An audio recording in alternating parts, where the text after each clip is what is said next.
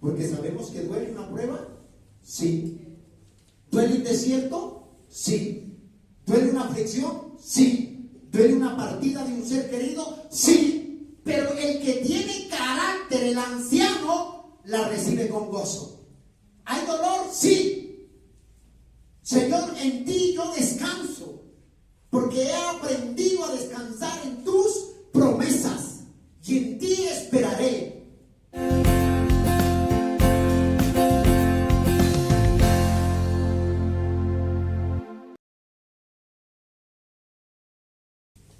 Padre, te damos gracias en este momento por darnos la oportunidad y el privilegio, Señor, de estar delante de ti, Señor.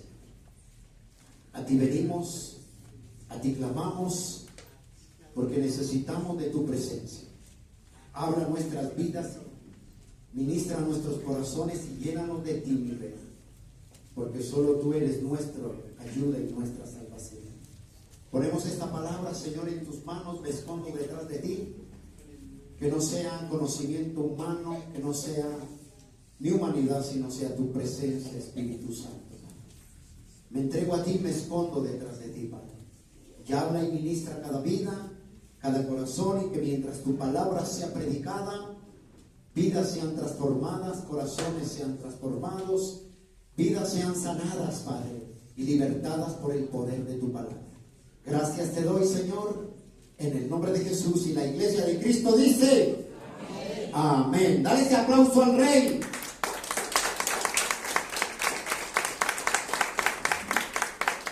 Amén. Bueno, mis amados, vamos a la carta de Tito.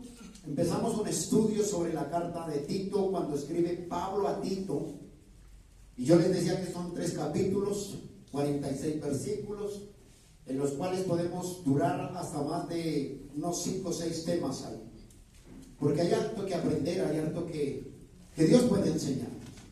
Entonces, sin más preámbulos, vamos a la palabra del Señor.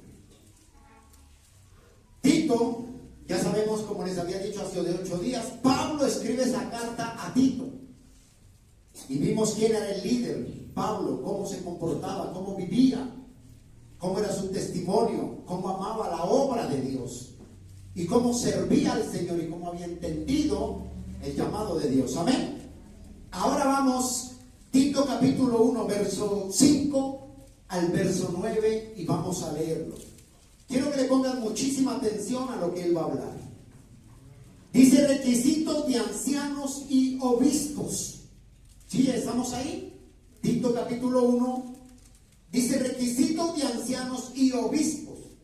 Verso 5. Por esta causa te dejé en Creta, para que corrigieres lo deficiente y establecieses ancianos en cada ciudad, así como yo te mandé. Y el que fuere irreprensible marido de una sola mujer, y tenga hijos creyentes que no estén acusados de disilusión ni de rebeldía. Verso 7. Porque es necesario que el obispo sea irreprensible, como administrador de Dios, no soberbio, no iracundo, no dado al vino, no pendiciero, no codicioso de ganancias deshonestas, sino hospedador, amante de lo bueno, sobrio, justo, santo, dueño de sí mismo, retenedor de la palabra, fiel tal como ha sido enseñada, para que también pueda exhortar con sana enseñanza y convencer a los que contradicen. Amén y amén. Dios quiere hablar hoy sobre el tema: corrige lo deficiente. ¿Sobre qué? Corrige lo deficiente. Aquí miramos que Pablo llama a Tito, que es un pastor, y como te decía hace 8 días, esta carta es carta pastoral, pero esto no significa que no sea para nosotros, porque tan pronto entramos a la viña del Señor, nos hacemos pastores de rebaños y nos hacemos siervos. Y aquí en lo que acabamos de leer miramos cómo Pablo instruye a Tito, cómo Pablo delega a Tito y cómo Pablo le dice que debe escoger ancianos y obispos. ¿Para qué? Para la iglesia. Ahí no dice una iglesia, ahí dice que aún en tantas establecidas en cada iglesia. Eso significa que había muchísimas iglesias en varios lugares de Creta, en varios otros lugares. Pero Pablo prepara a Tito y lo deja es en Creta. Creta era una ciudad, una isla griega donde se movía y se manejaba una cultura muy difícil. Créame que el trabajo que le costaba y le tocaba hacer a Tito no era cualquier trabajo. Era un trabajo realmente donde Tito tenía que ser formado el carácter de ahí. Porque los de Creta eran una bendición, hermano. Eran un pueblo donde se veía de todo. No todo era malo. Pero Pablo le dice, corrigen lo deficiente que hay ahí, envía obispos y ancianos para corregir y establecen ellos. Y nosotros miramos que ahí en el verso 12 dice así: uno de ellos de Creta dice las cualidades en las que estaba Creta, en la que estaba esa ciudad o esa iglesia ahí en ese lugar. Y ahí había de todo. Mira lo que dice el verso 12. Uno de ellos, su propio profeta, dijo: los cretenses siempre mentirosos, malas bestias, glotones y ociosos. Mira lo que había ahí en ellos y todo lo que le tocaba a Tito. Todo lo que Pablo le dice, corrige ahí. Era una ciudad donde sobreabundaba deficiencia, donde había que corregir. Pero aquí hay algo que me impresiona a mí. La Biblia dice que donde sobreabunda el pecado, sobreabunda la gracia. Y Dios dice que vino a lo vil y a lo menospreciado, ¿para qué? Para avergonzar al sabio. Y ahí donde sobreabundaba lo deficiente, donde había deficiente en esa congregación, en esa iglesia, en Creta, Pablo le dice a Tito: ve y corrige lo que hay ahí. Y aquí es que me impacta a mí. Pablo deja a Tito en Creta por dos razones. La primera era para corregir lo deficiente. Y lo segundo era para establecer ancianos ahí en esa ciudad, en Creta, en la iglesia de Creta. Ahora, dos razones por las que deja Pablo a Tito ahí. Primero, para corregir ¿qué? Lo deficiente. Vamos a meternos en el primer punto. Primero, ¿para qué deja Pablo a Tito? Para corregir lo deficiente. ¿Qué es lo deficiente? La palabra corregir es muy interesante. Es una palabra griega que viene de la raíz ortos.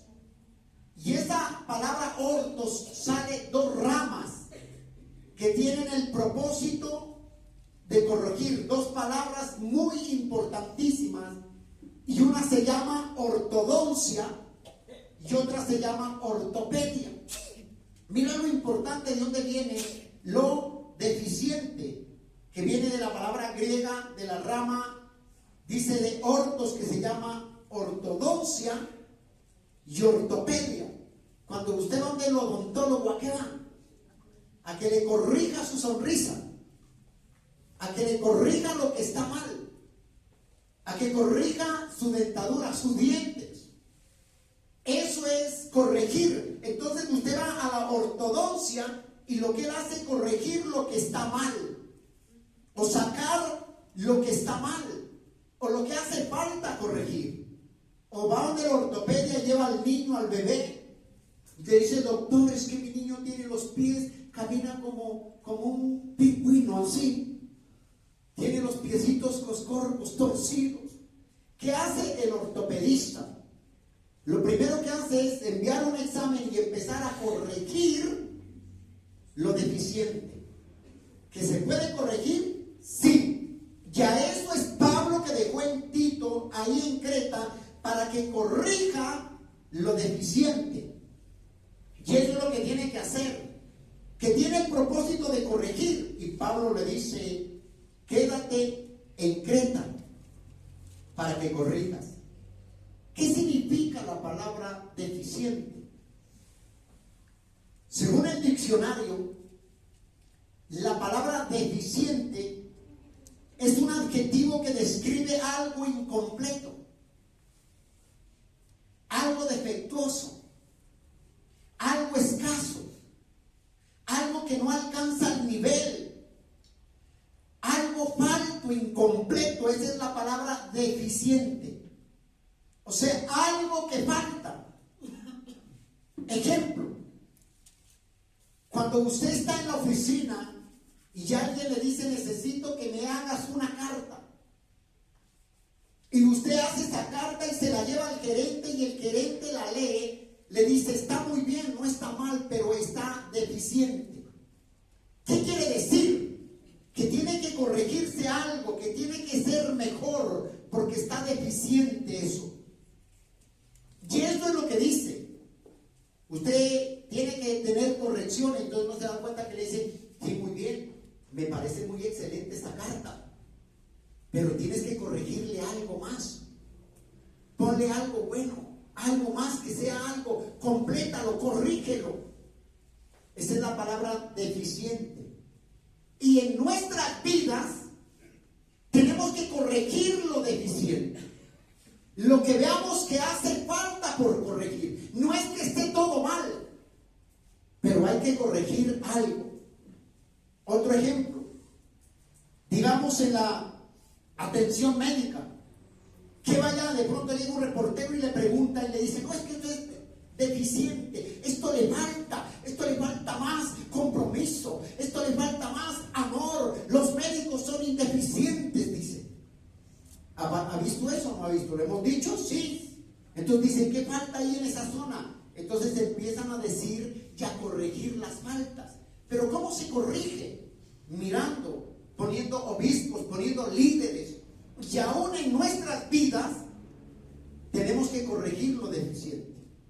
Otro ejemplo, su hijo, los que tienen niños estudiando, cuando llega el niño a mostrarle el cuaderno de las notas, ¿usted qué dice? Mira la ortografía, mira la escritura.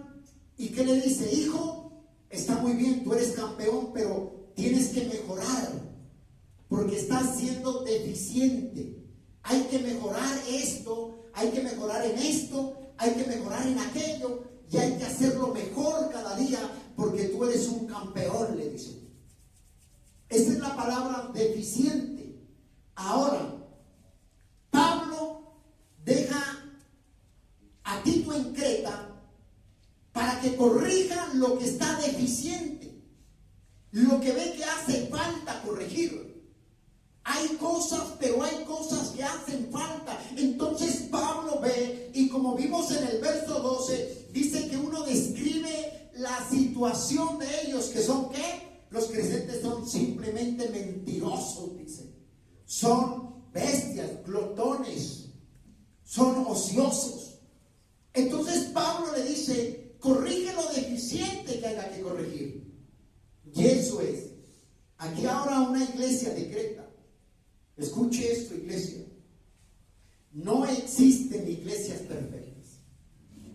Si tú oyes que una iglesia perfecta, hay una iglesia perfecta, no vayas ahí, porque la vas a dañar. Porque somos imperfectos, somos deficientes, nos falta corregirnos, nos falta muchas cosas por corregir en nuestras vidas. Iglesias perfectas no las hay, no las hay. Sí somos salvos por gracia, sí, pero aún seguimos siendo pecadores, Aún el pecado está patente. Fallamos de una o de otra forma. El peor error es que hay mucha gente que va a una iglesia y lo primero empieza es a calificar la iglesia. Y no se dan cuenta que la iglesia son ellos. Esto no es una iglesia.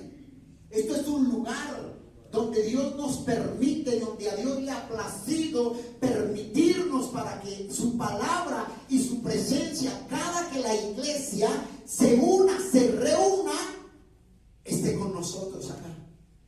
Ahora, partiendo de ahí, dice que si nosotros decimos que no tenemos pecado, le haremos mentiroso al Señor. Primera de Juan, por favor. Ahí adelante. Primera carta del apóstol Juan. Primera de Juan, capítulo 1, verso 8. ¿Qué es una iglesia? En una iglesia va a haber errores. En una iglesia va a haber deficientes. Va a haber algo que falta por mejorar. Algo que falta por corregir. Algo que falta por ser mejores. Esa es la palabra deficiente. Pero si nosotros buscamos una iglesia perfecta, alguien, yo le dije una vez, no, es que las iglesias tienen errores, todas. La iglesia, lo único que me dejó y me tocó decirle, pues mi hijo, coja a su esposa y sus hijos y monten una iglesia que son perfectos. Del resto somos deficientes. Nos hace falta corregir errores y mejorar en nuestra vida cristiana. ¿Estamos ahí, iglesia? ¿Qué dice primera de Juan 1:8? Si decimos que no tenemos pecado, nos engañamos a nosotros mismos. Y la verdad no estaría en nosotros, dice. Mira el verso 9. Si confesamos nuestros pecados, Él es fiel y justo para perdonar nuestros pecados y limpiarnos de toda maldad. O sea, Él corrige lo que hace falta en nuestra vida. Él corrige lo que está deficiente en nosotros. Él nos muestra lo que hay que corregir en nuestras vidas. Y mira el verso 10. Si decimos que no hemos pecado, le hacemos a Él mentiroso y su palabra no está en nosotros. Porque hay deficiencia en nosotros, somos deficientes. Y por eso Pablo le dice a Tito, corrige lo deficiente. Todo lo que esté, lo que haga falta por corregir, corrígelo ahí. Y eso es lo que hay. Hermano, miren acá. Ya hay cosas que están deficientes en nuestras vidas. Hay cosas que tenemos que arreglar en nosotros. Hay cosas que tenemos que mejorar como creyentes, como cristianos. Hay cosas que toca que enderezar en nuestras vidas. Hay cosas que hay que mejorar, sí, no todo es malo, pero hay cosas que tenemos que superar. Cada día ser mejores, enderezar lo torcido, enderezar lo deficiente, enderezar lo que haga falta. El problema es algo que, como estaba en Creta, así pasa hoy en día dentro de la iglesia, que sabemos que hay deficiencia en nosotros o está deficiente en nosotros y nos cuesta arreglar. Por lo menos digamos ejemplo, tú luchas con la ira, pero no te preocupas por arreglarlo. Sabes que es deficiente y sigues ahí. Sabes que la ira te puede llevar a cometer un error. Sabes que tienes un carácter endeble. Eso es deficiente. Tienes que corregirlo. Y Dios nos dice, corrige lo que esté deficiente en tu vida, lo que haga falta por corregir. Y eso es lo que a veces la iglesia no entendemos. Tenemos que corregir. Si hay orgullo, te dice corrige eso. Corrige el orgullo. Si hay murmuración en tu vida, que te gusta criticar, pelar del hermano, de la hermana, del pastor, te dice corrige eso, es deficiente y eso es mal para un creyente. Por eso Pablo dejó en Creta a ti, para corregir lo que estaba ¿qué? Deficiente. Y en nuestras vidas hay cosas que corregir. De pronto corregir, tú sabes como creyente que está mal. Muchos de pronto se estancan en la vida espiritual porque hay algo deficiente en sus vidas. Les falta corregir. Les falta corregir de pronto el ánimo para Dios. Les falta corregir lo deficiente, el arrepentimiento, que se han arrepentido, pero por encima. Y eso tenemos que corregir. Le falta corregir de pronto la pasión por la obra. Falta corregir la pasión por la oración. Falta corregir la pasión por el servicio. Eso está dentro de una iglesia.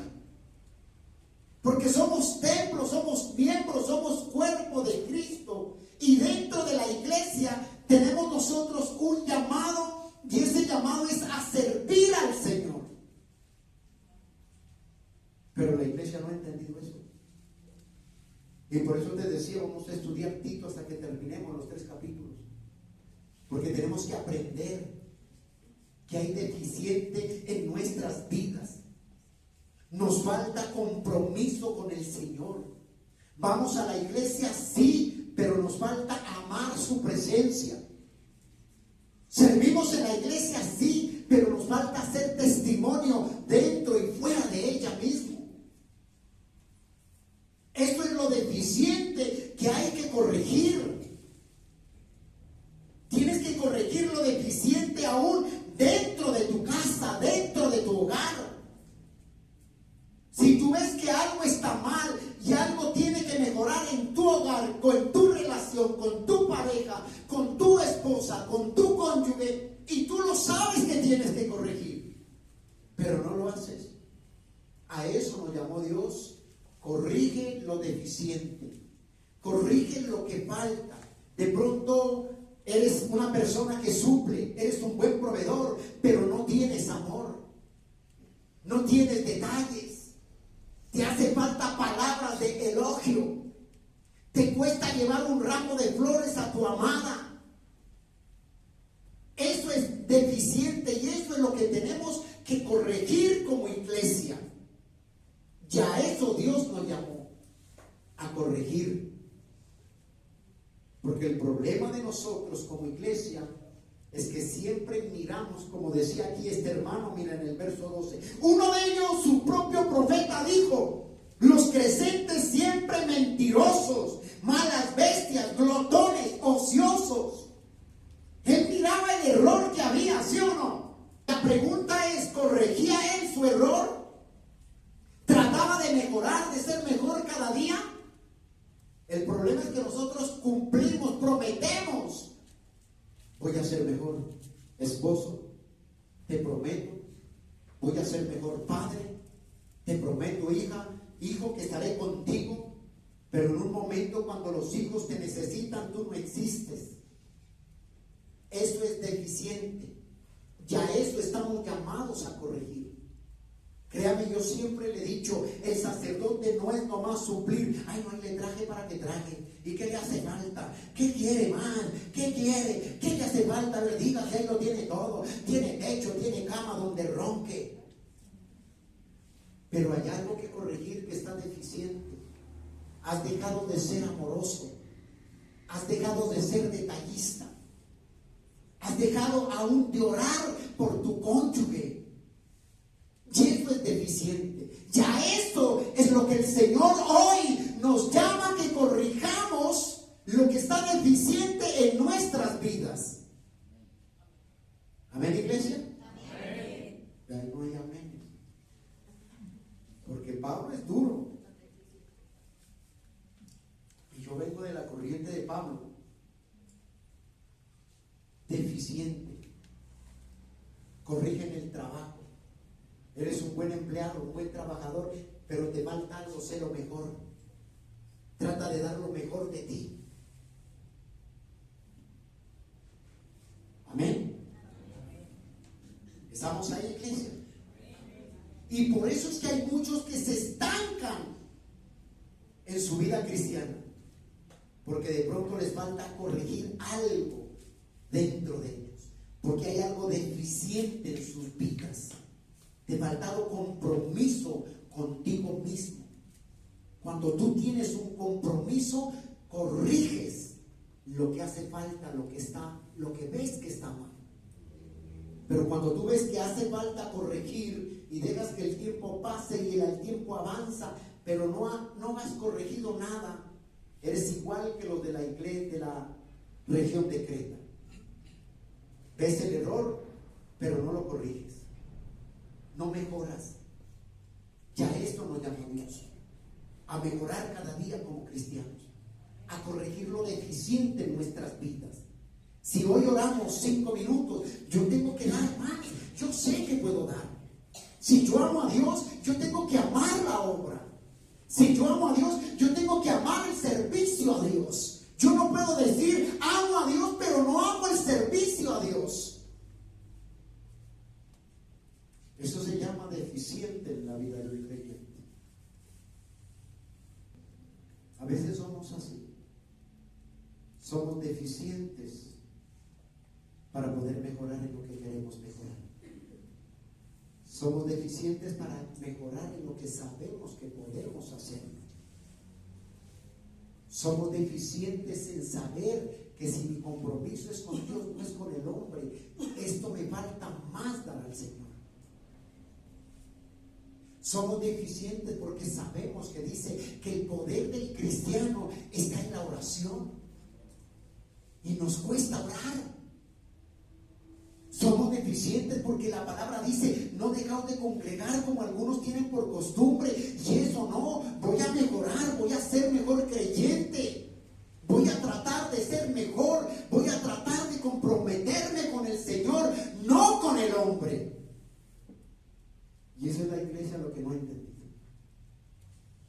No ha entendido eso la iglesia. Y por eso Pablo le dice a Tito, quédate en Creta y envía obispos y ancianos a todas las ciudades donde hay iglesias para que corrijas lo que está deficiente.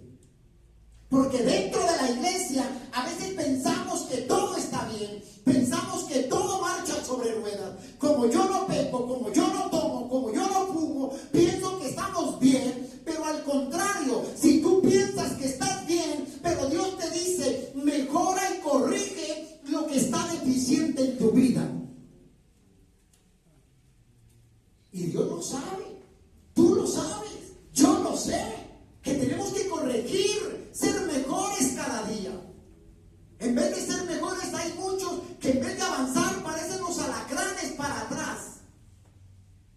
¿Cuántos años lleva? No, pastor, llevo 5 años. ¿Y qué pasa con tu estado de madurez, de carácter espiritual? No, es que esto, no me gusta algo, me voy. Somos deficientes. Y eso es lo que hay que mejorar. Mejora tu relación con el Señor. Mejora tu compromiso con el Señor. Mejora tu servicio con el Señor. Tú sabes que la palabra dice, este libro en Josué no lo busque, dice, y esto dijo, este libro no se apartará, este libro de la ley no se apartará de día ni de noche, sino que sobre ello meditarás y asimismo instruirás a tus hijos, para que cuando fuere viejo no se apartaren de ello. Sabemos que tenemos que vivir estudiando, leyendo la palabra, pero somos deficientes porque nos da pereza. Pero sí nos da alegría coger el celular. Hay deficiente en nuestras vidas. Amén, iglesia. Amén. Segunda razón. Le dice Pablo a Tito. Ya vimos que dijo, corrige lo deficiente, verso 5. Por esta causa te dejé en Creta. que corrigieran lo deficiente y establecieses ancianos en cada ciudad, así como yo te mandé. La segunda razón por que dejó Pablo a Tito en Creta era para que pusiese ancianos y obispos. Establecer ancianos en la iglesia. ¿Para qué es necesario establecer ancianos? ¿Para qué es necesario establecer ancianos? Para corregir lo deficiente. Es importante, cuando una parte va a corregirse, es importante que haya un líder para poder corregir lo deficiente. Si no hay un líder, no hay. En las empresas, ¿qué hay? Hay un gerente, ¿sí o no? Eso es una jerarquía, ¿sí o no? Hay un gerente, hay un subgerente, y en fin va bajando, hay una secretaria, y en fin dice pasa a la planta, en la planta hay un supervisor, y así se va dando, pero cada uno va dándole razón al otro y van corrigiendo lo que está mal, van corrigiendo lo que hace falta dentro de la empresa. Ahora la pregunta es aquí, ¿qué hay que corregir en tu vida? ¿Qué tenemos que mejorar? ¿Qué hay que corregir en tu casa? ¿Cómo está tu hogar? ¿Cómo está tu casa? Hay hogares que están patas para arriba y saben que tienen que corregir lo que está ahí deficiente, pero no lo han hecho. Después se acaba un hogar y le echan la culpa a Dios. Es que por Dios no tiene nada que ver. Eres tú el deficiente que tienes que corregir lo que hace falta en tu hogar, en tu casa. Establecer ancianos que sean dedicados a esto. Mire, Pablo no le dijo coge cualquiera. Pablo le dije establece ancianos. Y yo me preguntaba, ¿qué es anciano? Y cuando nosotros miramos que dentro, para corregir una iglesia, debe haber un anciano. Vamos a hablar del anciano primero. No el anciano de años. Si es bueno. Hay que entender esto. Partiendo de que la iglesia somos cuerpo de Cristo.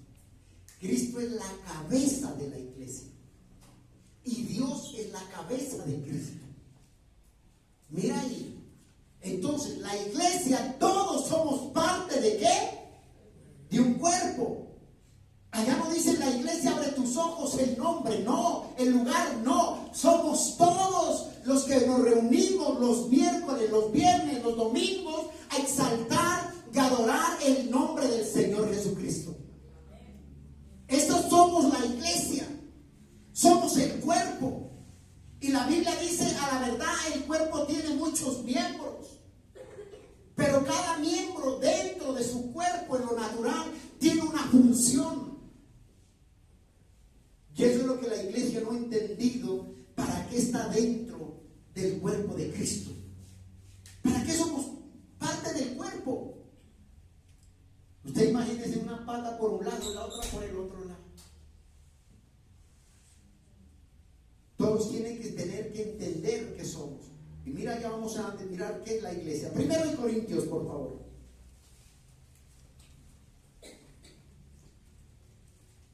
Primero en Corintios, capítulo 12.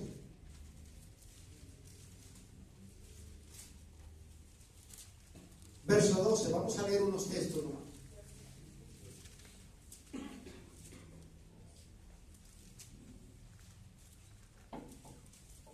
Y muchos le dicen de pronto, los cónyuges, ¿sí escuchó, no, la palabra? Sí, la escuchó, pero tú corrige primero lo deficiente en tu vida.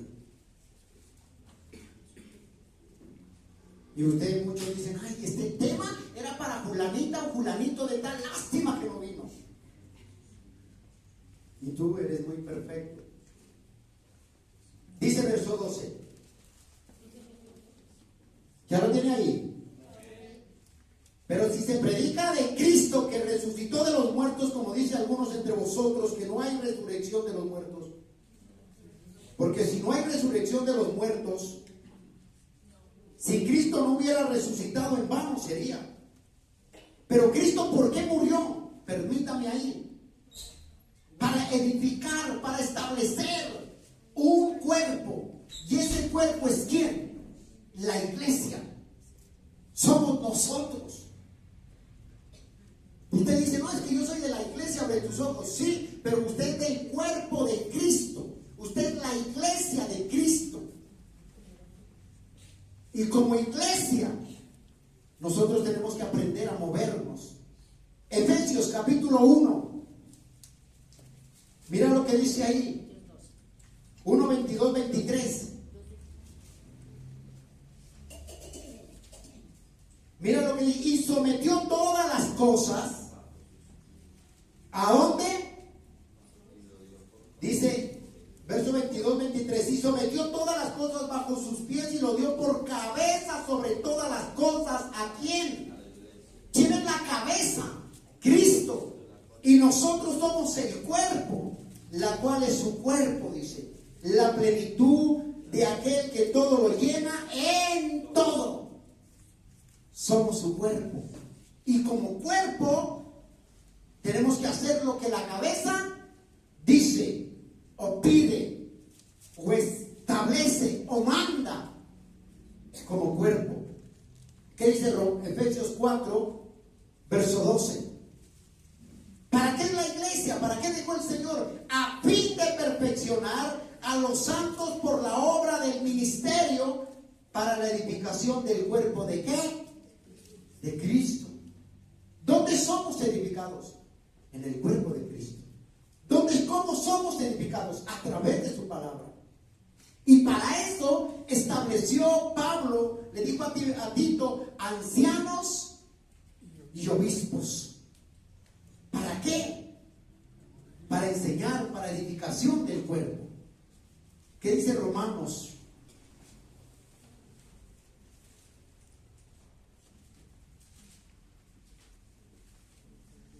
Romanos capítulo 12.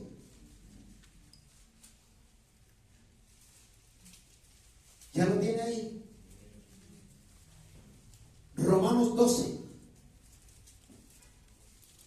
verso 4. Porque de la manera que en un cuerpo tenemos muchos miembros, pero no todos los miembros tienen la misma función.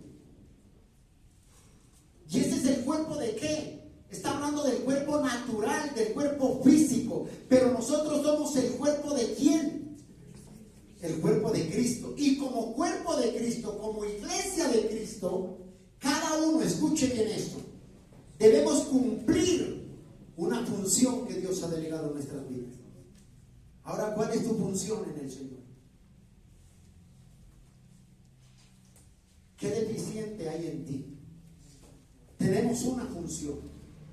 Y esto es, todos somos parte del cuerpo. Y tenemos, hay mucha gente que dice, ay, yo voy a la iglesia porque me siento bien. Ay, yo voy a la iglesia porque me gustan las alabanzas. Ay, yo voy a la iglesia porque en el momento de la adoración yo me conecto ahí y me siento bien. Si tú piensas eso, estás mal. Estás siendo deficiente. Porque si nosotros nos reunimos aquí como cuerpo de Cristo, como iglesia, es a un solo objetivo. Es a exaltar y adorar el nombre del Señor Jesucristo. A esto es que nos reunimos. Otros dicen, yo voy cuando estoy bien. Hermano, ¿quién viene cuando está bien? Si la iglesia es un hospital de necesitados, ¿dónde vamos quién? Los enfermos, los oprimidos, los amargados, los que necesitamos de Él, solo de Él. Y por eso te dije, si tú ves una iglesia que sea perfecta, no vayas allá porque le vas a hacer un daño. Somos imperfectos. Somos hombres de carne y hueso. Pero necesitamos cada día arreglar nuestra situación con Dios. Cada día. Y hay gente que nosotros dentro de la iglesia, ¿por qué tenemos que arreglar? Tenemos función, ¿sí o no? Y a veces la iglesia no ha entendido la función que Dios lo llamó. no ha entendido el llamado. Pablo le dice a Tito, tienes que poner ancianos para que ordenen las iglesias. ¿Qué dice ahí en Tito? Verso 5. Por esta causa te dejé en Creta, dice, para que corrigieres lo deficiente y establecieses ancianos en cada ciudad, como te mandé. Le dice, establece ancianos. La palabra ancianos en griego significa presbítero. Un anciano está hablando no está hablando de años. No es que él es anciano porque ya, con respeto, ya está canocito, él es anciano en la iglesia. Ahí no está hablando de eso. Cuando dice te pido que pongas ancianos, está hablando de una madurez de carácter, de una madurez espiritual. Que haya un anciano, puede ser un anciano joven de 25 años, pero está maduro de carácter, de madurez de carácter, de madurez espiritual. Eso es lo que Pablo le dice a Tito, pon ancianos, no ancianos que no estoy en contra de esto, ¿no? Mire, ya yo estoy anciano también. Pero tenemos que tener carácter para enseñar. Porque el anciano tiene una responsabilidad. El liderazgo tiene una responsabilidad. Y por eso dice, pon ahí ancianos de vejez, no, sino de madurez espiritual. No ancianos de vejez física, sino ancianos que hayan entendido y que hayan sido procesados y que estén siendo procesados por la palabra y por las pruebas del Señor Jesucristo. ¿Estamos, iglesia? ¿Qué dice Primera de Timoteo? Ahí atrás. Primera de Timoteo, capítulo 4, verso 12. Dice, ninguno tenga en poco tu juventud, sino sé ejemplo de los creyentes en palabra, conducta, amor espiritual, fe y pureza. ¿Te das cuenta que dice ninguno tenga en cuenta su juventud? Él no está hablando de la edad. ¿Qué necesita hacer? Vuélvelo a leer. Ninguno tenga en cuenta en poco tu juventud, sino sé ejemplo de los creyentes. ¿Ejemplo en qué? En palabra. ¿Ejemplo en qué? En conducta. ¿Ejemplo en qué? En amor. ¿Ejemplo en qué? En espíritu, fe y pureza. Esto se llama fe, madurez espiritual. Esto se llama ser un anciano. Un anciano maduro. Yo siempre he dicho esto. Yo conozco jóvenes que son más maduros que los adultos. He tratado yo con jóvenes de 17 años y me dejan aterrado de ver la madurez que tienen en esa persona. Y conozco ancianos de edad, hombres y mujeres adultas, parecen peor que niños. Piensan igual que un niño. Les falta madurez espiritual. Y por eso Pablo les dijo, ustedes, ya debiendo ser maduros, recibir vianda, aún tienen necesidad de leche como un bebé espiritual. El anciano es aquel que es maduro espiritualmente, aquel que permite que su carácter sea formado en Cristo. Eso es lo que está diciendo Pablo. Ve y busca un anciano que sea pasado por el molino, por el fuego. Un anciano que soporte las pruebas. Y por eso dice Tito, nadie tenga en poco su juventud. Está hablando de madurez espiritual, de carácter espiritual. La pregunta es, ¿qué nos falta a nosotros?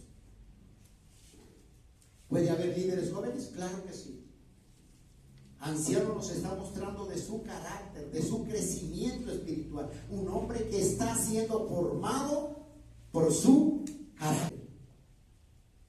Pero también dice ahí en Tito, el verso 7, verso 6 de él, y que fuera irreprensible marido de una sola mujer. Ya leemos eso, ve al verso 7. Porque es necesario que el obispo sea irreprensible. Esta palabra, obispo, significa supervisar, supervisor. Obispo significa alguien que está pendiente de las cosas. Eso significa obispo. ¿Un líder de qué está pendiente? De su iglesia, de sus ovejas. A una le duele la pierna quebrada. Va el líder, va el obispo, va el anciano, venda la oveja, le da su palmadita, y al camina 10 pasos y vuelve otra pata y se tuerce. Entonces, ¿qué hace el obispo? Va otra vez y entablilla a su oveja, y otra vez la oveja es indeficiente y va otra vez para allá, otra vez se tuerce. Esa es la tarea del obispo. Obispo que está pendiente. Pablo dice: escoge hombres con buen carácter. Y le pregunto, ¿se encontrarán hoy fácil? Es difícil. No se encuentran hombres de carácter de la noche a la mañana. No se encuentra. Un buen carácter, para que haya un buen carácter en una persona, lleva tiempo. Un buen carácter es procesado. Para que haya un buen carácter en alguien, lleva tiempo. Para que haya buen carácter en una persona, tiene que ser procesado. Para que haya buen carácter, tiene que permitir que Dios lo moldee. ¿Y cómo conseguimos el carácter? ¿Cómo conseguimos el buen carácter? A través de las pruebas, a través de las pruebas, de los desiertos, a través de las dificultades, a través de los procesos. Es donde nos formamos, es donde nace un buen carácter. ¿Qué dice Santiago? No lo busque. Si alguno está pasando por diversas pruebas, dice, recíbalas con paciencia, con gozo. Cuando tú recibes una prueba, llámese como se llame, con gozo. Cuando tú apruebas las pruebas, entonces ya estás siendo un anciano de carácter. Porque sabemos que duele una prueba, sí. ¿Duele un desierto? Sí. ¿Duele una aflicción? Sí. ¿Duele una partida de un ser querido? Sí. Pero el que tiene carácter, el anciano, la recibe con gozo. ¿Hay dolor? Sí. Señor, en ti yo descanso, porque he aprendido a descansar en tus promesas, y en ti esperaré. Dijo alguien: aunque me quites la vida. ¿Quién cree que dijo? En ti esperaré. Hoy, los que leen Biblia, ¿sí? Bien. En ti esperaré, dijo, aunque tú me matares, dijo, en ti esperaré. Y una prueba te trae carácter, te prueba de lo que estás hecho. Porque hay gente que no les gustan las pruebas. Una persona es de buen carácter cuando valora las dificultades, cuando valora las aflicciones, cuando valoran las pruebas, porque a través de ellas está siendo formado. Ejemplo, Job. Eso es ser anciano, maduro espiritualmente. Anciano no es que tenga muchos años. Es que yo voy a la persona que lleva 10 años y yo llevo 2 años y 10 más, pero resulta que el que lleva 2 años es más maduro espiritual que el que lleva 10 años. Resulta que el que lleva 10 años tiene más deficiente que el que lleva 1 año. Tiene que corregir más cosas el que lleva 10 años en la vida cristiana que el que lleva 1 año en la vida cristiana. ¿Te das cuenta? Es corregir lo que tengamos que corregir. Eso es. El problema es que cuando una persona no es madura, escucha esto, cuando una persona no es madura, muchos, cuando una persona no es anciano, muchos se centran más en el dolor que en lo que Dios está haciendo en sus vidas. Llévate eso. Cuando no tienes carácter, te centras más en el dolor y te olvidas de lo que Dios está haciendo en tu vida. Y cuando Dios te pide algo, no es para lastimarte, es para darte algo mejor. Es porque Él está trabajando contigo.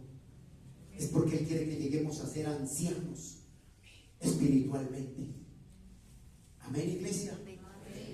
Verso 6, aquí es lo bueno. El que fuera irreprensible, marido de una sola mujer, y que tenga hijos creyentes que no estén acusados de desilusión y de rebeldía. Aquí mire este texto. Muchos lo han sacado del contexto. Aquí es importante, habla de dos cosas. Primero, del matrimonio, y segundo, la paternidad.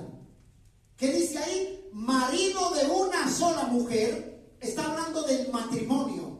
Y que tenga sus hijos, está hablando de la paternidad. Aquí hay dos cosas muy claras. Dios no quiere que seamos hipócritas, unos en la iglesia y otros en la casa. Cuando habla de marido, está hablando de esposo y también la cónyuge. Él no quiere que usted sea aquí uno y en la casa sea otro. Dice marido de una sola mujer y que sus hijos sean creyentes. Dios quiere, ¿para qué permite? Míreme, yo siempre he dicho esto. ¿Para qué permite Dios las pruebas en un hogar, en una familia? Para formar nuestro carácter. Y lo más duro es cuando los hijos quieren corregirlo a uno y le cuesta aceptar su deficiencia. Papá, usted está fallando en esto. Ay, sí, ya lo sé. ¿Qué? Es deficiente, pero no arregla las cosas. Papá, ¿usted no cree que debía de ser mejor con mi mamá? Ya no sea brusco, no sea tosco. Usted no sabe, pero no, yo soy así. ¿Qué le falta a tu mamá? Ahí tiene todo. Que trae y se echa a dormir.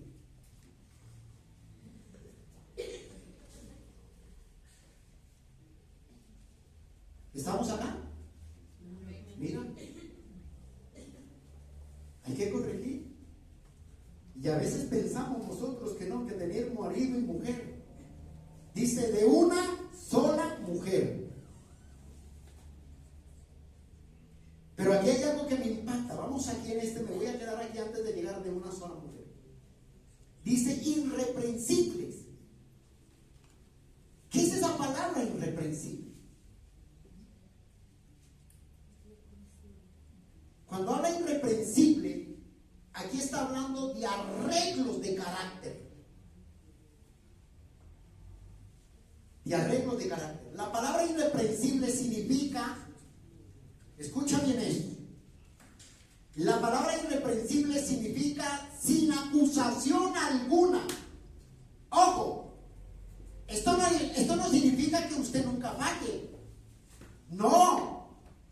Esto no significa que usted sea ángel con dos alas, querubín, cuidando el arca. Esto no significa que usted sea querubín. Porque hay gente que es dura para eso. Medio le mira una falta a alguien y se pegan de ahí. Yo los llamo querubines. Están sobrevolando ahí, cuidando ahí el arca, que nadie entre porque son santos, santurrones es que son.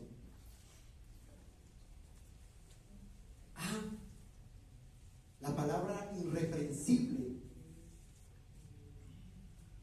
no significa que usted no falle. Todos fallamos. El único que fue irreprensible, santo y perfecto fue el Señor Jesucristo, que no tuvo fallas, que no tuvo errores, que no tuvo nada. Que nadie, escucha, la palabra irreprensible es que nadie te juzgue, que nadie tome algo y que se tome de aquello y esté señalándote. Esa es la palabra irreprensible. O sea, ¿qué quiere decir? La persona irreprensible quiere decir que no haya en tu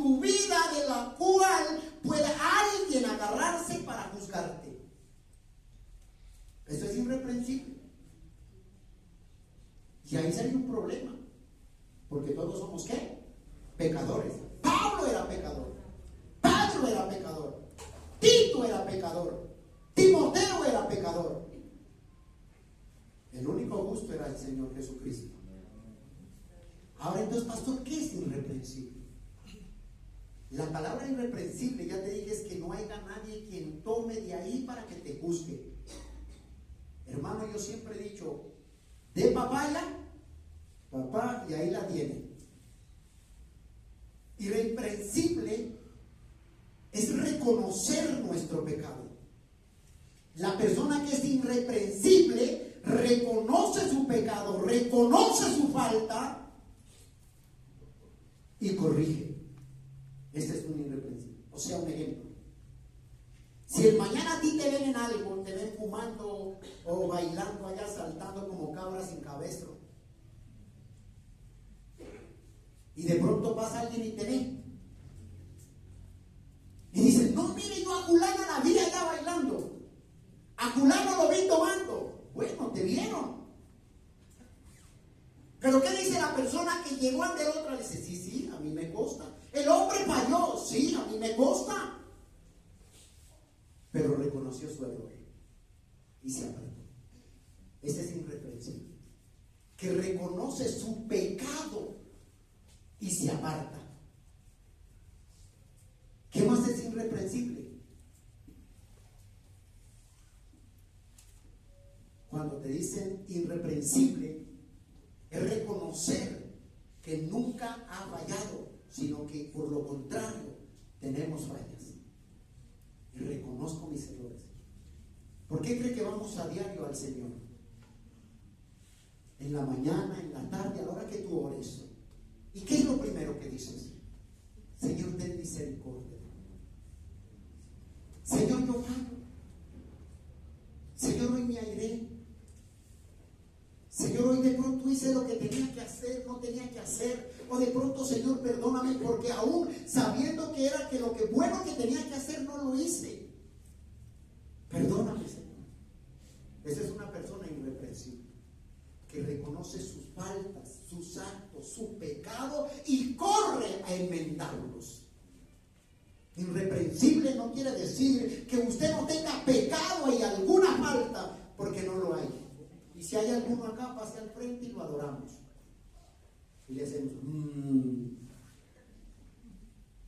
todos tenemos faltas. Entonces, ojo con eso. Irreprensible también es una persona humilde, que reconoce su falta y practica el arrepentimiento. Esto es irreprensible. Una persona que es humilde, no es soberbio. Irreprensible es una persona que dice, yo soy soberbio, pero reconozco que necesito humildad.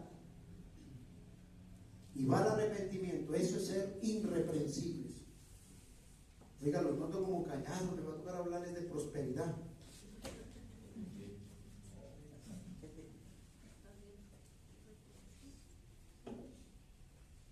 Créanme que estos mensajes nos gustan. Esto es ser irreprensible. Que también es una persona humilde. Irreprensible es una persona que no es soberbia y se deja corregir. El soberbio, escucha bien esto. El soberbio o la soberbia nunca va a reconocer su falta y la necesidad de un arrepentimiento. Jamás. El soberbio se para donde se para y de ahí no lo mueve nadie.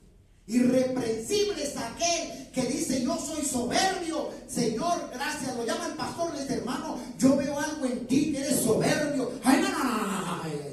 ¿Cómo así que soberbio? No, va, reprenda al diablo, dice. No, si alguien te corrige, si tus hijos te corrigen, acepta la corrección. Porque eres una persona, ¿qué? Irreprensible. Eres una persona humilde. Irreprensible no significa, escucha bien esto. Irreprensible no significa perfección absoluta, sino vivir de tal manera que nadie te pueda señalar. O sea, como que dice, no dé la pata para que lo acusen. Y si cometió un error, hermano, busque a la persona a quien usted le cometió un error y pida perdón. Y busque el arrepentimiento. Eso es ser irreprensible. Terminando acá, por el tiempo. Bueno, seguimos ahí, ¿no? Esto hay mucho de que hablar. Marido de una sola mujer. Oiga, mujeres digan amén. Escuchen bien esto acá. Esto acá no solamente está hablando de fornicación o de adulterio. Cuando dice marido de una mujer, de una sola mujer, se refiere que es casado y debe ser fiel a su esposa. Esto es lo que está hablando. ¿Por qué? Porque hay mujeres o hombres que son casados y son infieles con el pensamiento. No han fallado, no se han acostado con nadie, pero en su pensamiento está fulana o sutano. En su pensamiento todo el día está el amigo y la amiga, y son casados. A eso es lo que dice marido de una sola mujer. O sea, quiere decir que en tu pensamiento no haya otra persona, al no que sea únicamente tu cónyuge, tu esposa. Pastor, yo no he cometido adulterio ni fornicación, pero ¿a cuántas has tenido en tu mente? ¿Cuántos han pasado por tu mente? ¿Cuántas han pasado por tu mente? Eso es lo que está hablando acá, marido de una sola mujer. Son infieles con el pensamiento. Mira lo que dice Mateo, y cerramos aquí. Dejamos para de hoy en 8. Mateo capítulo 5. Aquí terminamos leyendo eso. Mateo capítulo 5.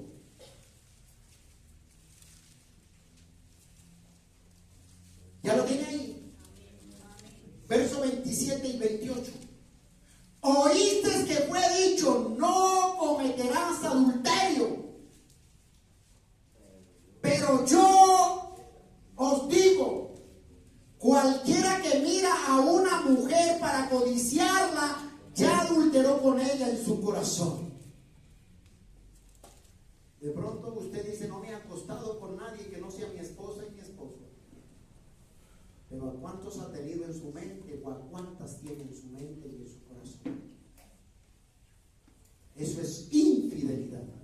Y de eso es lo que está hablando el Señor a Tito. Maridos, busca obispos, ancianos, dice el marido de una sola mujer.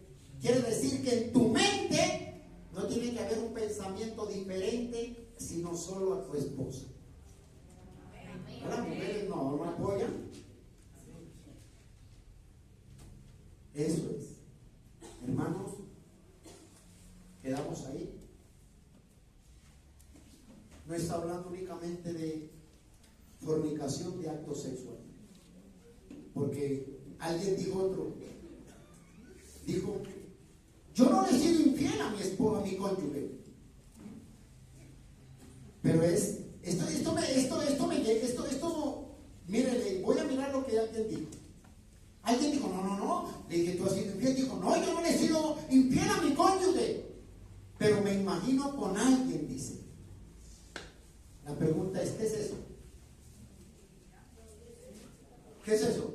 Infidelidad, adulterio.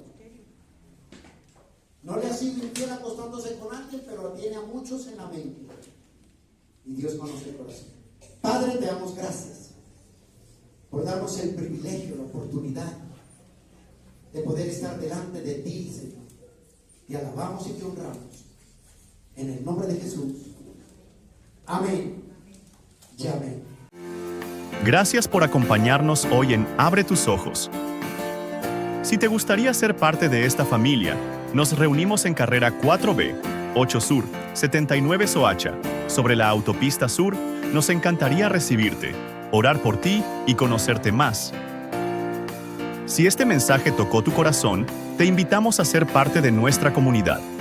Suscríbete a nuestro canal de YouTube para ser el primero en recibir mensajes que alimentarán tu espíritu.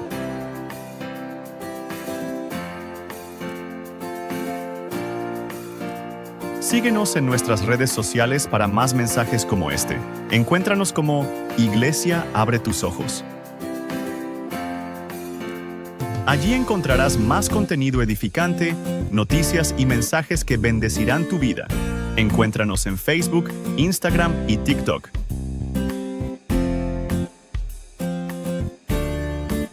Comparte estos mensajes con tus seres queridos para que juntos expandamos la palabra de Dios, llevando un mensaje de salvación y bendición a los hogares. Así juntos creceremos en fe. Te esperamos. Dios te bendiga.